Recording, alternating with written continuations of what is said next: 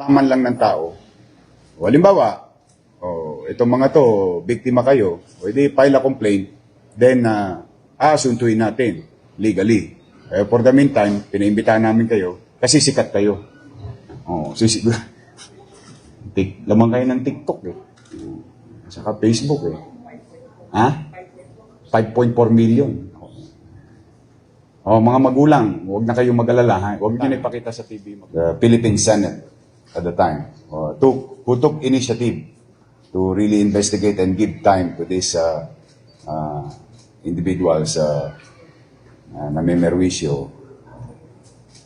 And as you all know, during the command conference in Manila Police District 2 days ago, yesterday. 2 days ago.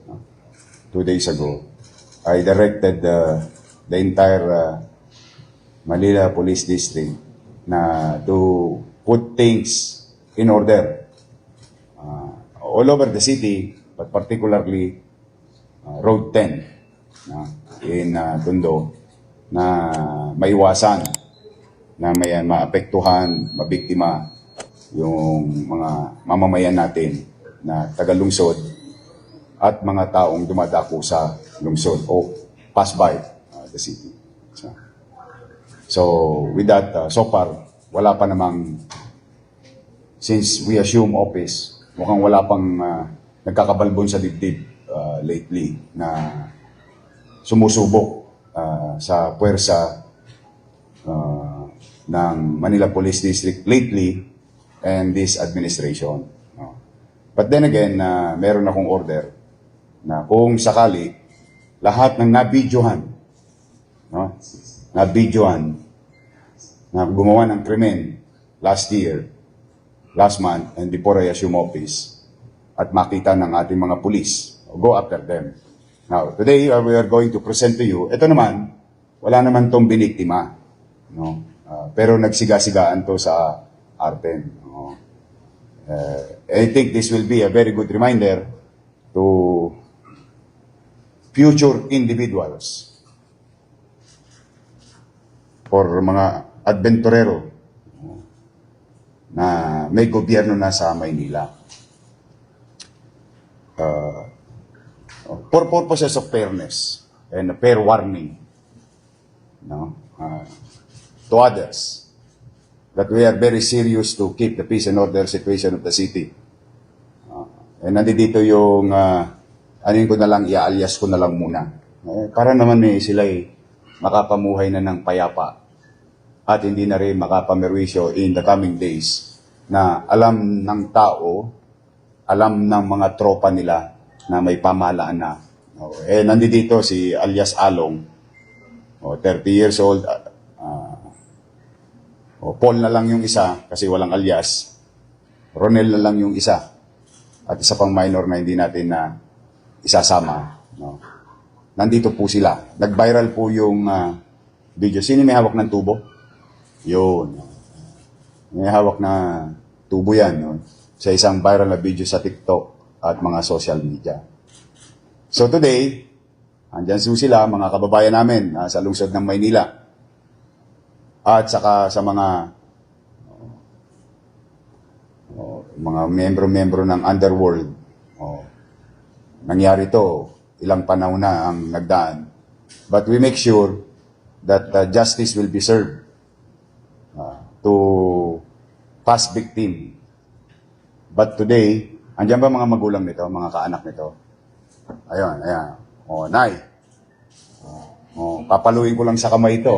Muna. Dahil wala naman kaming na-receive na complainant pa, so no charges will be filed against them. We invited them through the effort of SMART and Precinct 1 and 2 and MPD and all other enforcement unit ng Manila Police District. Until somebody will go out there and file a complaint against them, madali naman namin silang makukuha muli. Pero sa mga magulang nitong mga nandito, siyempre ako magulang din, at least ito magandang warning na talagang may gobyerno na sa Maynila at hindi na po pwede yung ginagawa nyo dati. Ha? Huwag na kayong uulit, ha? Ha? Kawawa naman yung mga naghanap buhay. Wala ba kayong trabaho ang dalawa? Lapit-lapit nga kayo konti. Hindi naman kayo masyado ipapakita. Wala ba kayong trabaho ang dalawa? Sino 30 sa inyo? 30 anyos. Sino? Ilan taon ka na? 26. Ikaw? 20. Wala kang trabaho? Ikaw may trabaho ka? Good. Anong trabaho mo? Huwag mo na nababagitin yung kumpanya. Anong trabaho mo ngayon? Nagmamano ka sa pier? Batang pier ka. Ba't ka pa dumilahin siya sa highway? Nagdadilahin siya ba kayo sa highway? Hindi na. Ikaw naman, anong trabaho mo? Ha?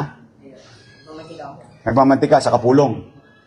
Pag walang mantika, sino minamantika mo? Yung mga driver.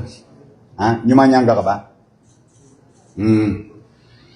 Tumotorotot ka ba? Tigilan mo na yan. Hindi naman po. Gusto mo magkaroon ng pagkakataon na makapaghanap buhay ka ng matino? Pero bawal lang nyumangga.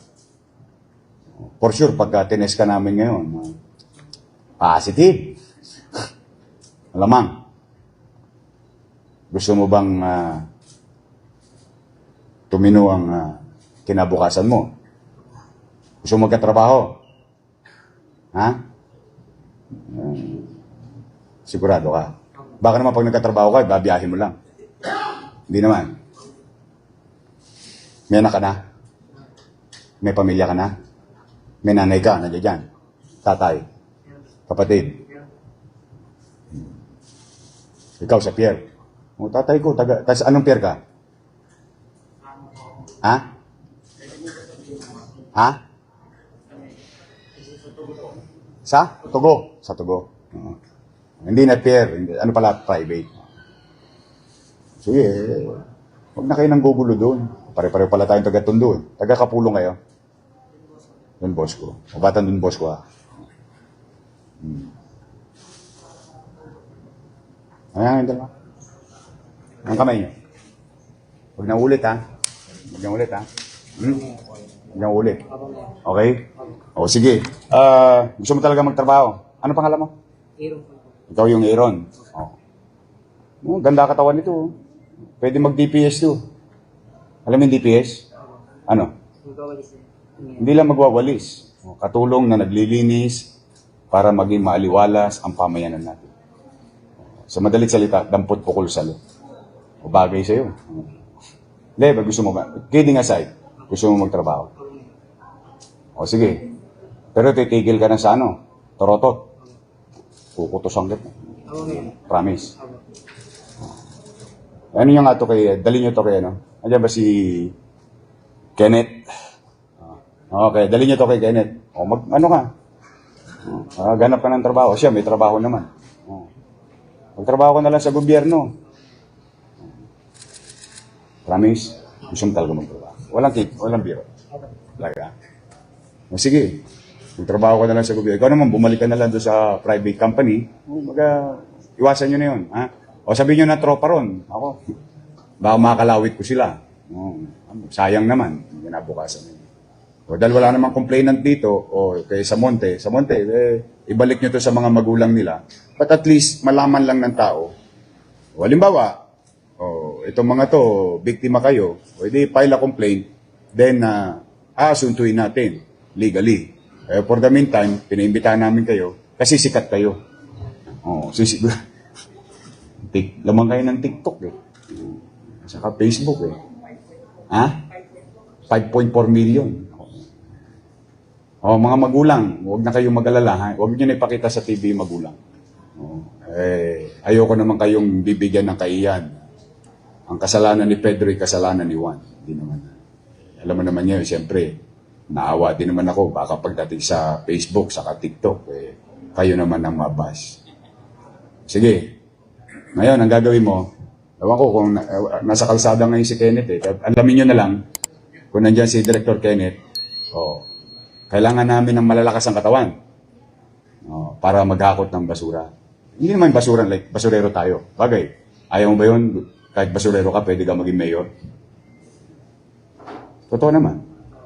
Oo, sayang eh. Ang ganda ng katawan mo. O, magtrabaho ka sa gobyerno, ngayon, taong gobyerno ka na. Mas maganda para sa'yo. Dalhin to kay Kenneth today. Ha? O, pero simula ngayon, kasi pag tinest naman kita, talaga magpa-positive ka. Most likely. Dahil sabi mo, tumotorot. Kailan ka ulit bumiyahe? Nakaraang linggo. O di sariwa pa sa dugo mo yun. O, paglabas ng ihi mo, malamang. May methamphetamine pa dyan. Pero, I'll give you a chance. I just wanted to be just. Mabuti naman, nag-cooperate kayo ngayon. Na inimbitahan kayo ng polis. Tigilan nyo. Chief of Staff, Cesar, dalhin to kay Kenneth. Smart. O, entrego nyo to sa magulang nila. Buo nyo nakuha, buo nyo isoli sa magulang. Yung magulang, Toits, ni Aaron, dalhin sa opisina ni Kenneth, o mag-apply ka na ngayon. Kasi hiring kami ng mga ilang tao. Hindi lang kami makapag-hire ng bulto-bulto kasi wala pa kaming chopper. Pero meron kaming kailangang physical o mga individual na willing maghanap buhay, magtrabaho. Kasi kailangan namin talaga maglinis sa Manila. Wala nang basura sa kanto, no? Sa Kapulong. Ubus na, no? Ubus na. Tambak kasi doon isang linggo, di ba? Ngayon, malinis sa Kapulong. Noong isang gabi kasi dumaan ako sa Kapulong, marami pa eh. Ngayon, wala na. Sige, mag-iingat kayo. Basta mahal kayo ng gobyerno. Sa totoo lang, mahal kayo ng gobyerno. Ano lang talaga na, hindi naman po pwede yung may mapeperwisyo. Ha? Pakis nga. O konyat na lang. Hindi na. O sige, ingat kayo. Ha? O sa magulang, ha? O pasensya na kayo. Pinandoon sa mga magulang. Nay, pasensya na kayo, naabala kayo. Mas maigi ng ganito to kaysa makalawit sa kalsada to. Ha? O sige. Dalhin kay Kenneth yung isa. Papunta na siya. O papilapin ng biodata ng gobyerno. O magtrabaho yung isa. Yung isa may trabaho. O di nabawasan nyo pa yung... Okay. O yan sa mga nanonood. Yan ay babala sa inyo. Yan bating panimula lang namin. Gusto namin maggobyerno kung saan may paramdam ang kapanatagan ng pamumuhay sa Maynila. No? Bagamat ganoon, hanggat kaya namin kayong unawain, uunawain namin kayo. Pero hindi naman una para ikipit balikat namin o baliwalain yung gawain ng mga masamang tao laban sa mga tahimik at naghahanap buhay lang na tao. Welcome kayo sa Maynila, mga nagninegosyo, naghahanap buhay. In our own little way, through the help of General Guzman and the men and women of Manila Police District Enforcement Unit, pipilitin namin na maging panatag ang pamumuhay sa Manila. So that's one. O, ngayon naman po,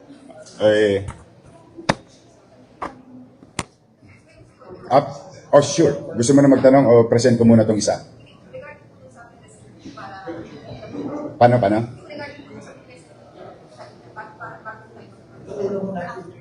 Yung dalawa muna? O sige. O, kasi ito, high crimes itong susunod. O, para mapagsabay ko na. O, sige. Para hindi magsabay. O, sige. Please. Magandang hapon po, Your Mercy. Faith po sa TV5 News. Regarding lang po doon sa nag-viral na video, kasi ang nakita lang po is tumawid po sila doon sa kalsada. Baka po pwedeng, meron po ba tayong background kung meron ba silang ginawang hindi maganda? Or ano pa po ba yung ginawa nila na hindi po nakatip doon sa video? At ano po ba yung, medyo sabi niyo po siga, ano po ba? Hara-hara doon sa gitna ng Arten, nangaharas. O, may dalang tubo. O, nireport sa amin. O, kasi nga, base doon sa panawagan ko isang araw, na yung mga nabiktima, kung meron man, ayan, may mga nanonood nyo, noong mga nagdaang panahon, at yung dashcam nila, halimbawa, naalala mo yung isang kotse, binubuksan, dinamba yung mga gamit, hindi pa naman prescribe yung crime. We can still go after them. As long as there is complaint. Gusto namin may complainant. Para magpusro, tas hoyo. Hindi yung, ito kasi, talaga inimbitahan namin na in such a statement showing to them na, ay, kahit pala lumang kamalian namin, hahabulin na kami ng bagong gobyerno. And I hope they learn their lesson. Sila wala pang biktima, pero may public disturbance sila. Most likely, pwede naman namin kasuhan, public disturbance in violations of some ordinances. Slap in the hand. Napalo yung bata sa palad niya. Para rin maramdaman ng mga magulang na seryoso kami. In fact, then let me continue. Pag-uusapan natin mga bata at saka magulang. Kagabi, curfew in Manila were implemented already by the Manila Social Welfare Development through Director J. De La Puente and Manila Police District in the respective areas. We've rescued 112 minors last night. At sila ay kinuha na ng mga magulang nila matapos dali sila doon sa holding area to make sure that they have parents or guardians. At yung mga wala naman, at least kung pag-alagala lang, ma-rescue sila ng mga minor de edad, madala sa aming mga pasilidad. No? Kasi delikado ang bata, minor de edad, nasa kalsada. So in line with that, yun din yung sa ating community. So kaya sa mga magulang, na nananawagan ako, pagdating ng alas 10 ng gabi, para maiwasan natin masama sa rumble yung mga anak natin. Minsan nga, hindi naman talaga kasama sa rumble o sa riot. Ang problema, nakatambay sa kanto, natamaan ng pillbox, natamaan ng tingga, nasaksak o nadamay. Ayoko naman mabot sa ganung punto kung may mga pamamaraan na mapag-iwas-iwas natin, lalo na sa alanganing oras, yung mga batang minsan sukot pa nga, sumasali pa sa rumble-rumble. At saka nakakadistorbo nakakadistorbo talaga sa mga natutulog na, nagpapahinga na ng pagod galing sa trabaho. Yes, sir. Yung sino pag sa atin sino? Sure. Go ahead, please. Yung ano bang pinakakaraniwang naging paliwanag ng mga nadampot yung bata? Ba't sila nasa lansanga pa sa oras ng gabi? Nakalimutan na raw nilang may curfew. Hindi naman po pwede. Nung panahon natin, pinatupad natin yun. Ngayon, pinatutupad ko ulit. Na mapangalaga. It's more on, as a parent, it's more on we care for their safety. Minsan lang talaga may mga batang matitigas ang ulo na hindi sumusunod sa magulang. Alam mo, medyo iba ang mga mindset ng mga minor de edad ngayon. We wanted to show to them that there is still government who cares or who really wanted to make them feel may malasakit sa kanila. Yes. Yung sa regarding sa road 10, because marami na po kaming incident na ganyan. Yes. Yung na may tubo, tapos ninanakawan. Tapos ang nangyayari po, ending, ayaw magreklamo dahil maaabala lang daw sila. And ang maganda po, hindi makita sa CCTV before. So, probably sila rin yun. Kaya nga ang gusto ko, hanggat makukuha namin, we wanted to slap them in their hands kung walang complainant. But we wanted to prove also na may gobyerno na sa Maynila. Hindi na nila pwedeng tawan-tawanan yung Arten. Hindi po pwedeng pakiramdam nitong mga Tolonges libre zona ang Arten. Hindi na. We will put orders. Kami, magpapatupad naman ng batas. Kung sila naman minor de edad, may batas para sa kanila kung sa partikular na oras, kung sa ibang oras, may batas din, pangangalaga sa minor de edad, na maaari namin gamitin ng mga national law. Kung disturbance naman, pwede rin namin ngayon. Ngayon, first day lang. Kaya palo lang muna sa palad. Susunod niya, konyat na. Ito na pala, si Director. Hire mo. Kailangan natin ng... gawin, ang galing mo. Gawin natin productive. Ito para lang magkaroon kayo ng idea. Let me remind you in the past. Remember yung mga Solvent Boy sa Espanya? Alala niyo yun? At saka sa Recto? Di ba, hinari ko yung mga bata na yun? Alam mo ba yung mga bata na yun, malalaki na? Naging asset pa ng pulis. Naging gamit pa ng pulis. Yung multiplier... nakahire sa gobyerno, tapos naging katulong pa sa PCP. Naging productive. Ngayon, magaganda itsura. Nakakwelyo na yung mga loko. I mean, I really wanted to put things in order, but at the same time, gusto ko kargahan ng puso yung batas. Yun yung gusto ko. Maigpit yung batas. Ang batas, dalawa lang ang makikita mong kulay, itim at puti. Letra lang yan. Pero gusto ko, lagyan natin ng puso. Hanggat maaari, kasi gobyerno naman tayo. Nananakop, nagpapatupad, naglilingkod, bibigay ng serbisyo. At the same time, yung maramdaman nila na, ano naman, makatwira naman. Pero, don't take us lightly.